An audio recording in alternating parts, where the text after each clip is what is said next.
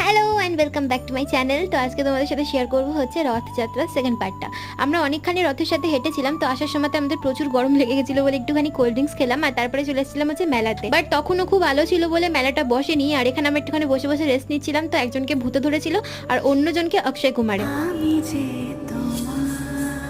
मेरे अकेले की फोटो लेना, अकेले खींचो सोचते हुए। এরপর বেশ খানিকক্ষণ হাসি মজা করার পরে আমরা চলে গিয়েছিলাম হচ্ছে মেলা ঘুরতে। ফার্স্টেই গিয়েছিলাম সেখানকার রথ দেখতে, এই হচ্ছে গিয়ে সেখানকার জগন্নাথ দেব। আর তারপরে শুরু হলো হচ্ছে পেট পুজো করা। রথের মেলায় গেলে পাপড় ভাজা খাবো না এমনটা তো হতে পারে না, আর এরা খুব শখ করে ঘুগনি নিয়েছিল। বাট সেটা কেমন ছিল ওদের মুখ থেকেই রিভিউ শোনো তোমরা।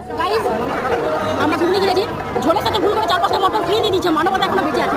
বিশ্বাস করবেন এত সুন্দর টেস্টি ঝোলটা, তার সাথে 2-4টা মটর আছে, ভালো লাগে। তারপরে আমরা সবাই মিলে খেলাম হচ্ছে মেলার জিলিপি, আর ঘুগনি খাওয়ার পর থেকে এর মেন্টালি ডিসঅর্ডার হয়ে গিয়েছে, কিছু করার নেই। তো আজকের মতন রইল ব্লগটা এতটাই। দেখা হবে তোমাদের সাথে নতুন কোনো মিনি ব্লগে। আজকের মতন বাই।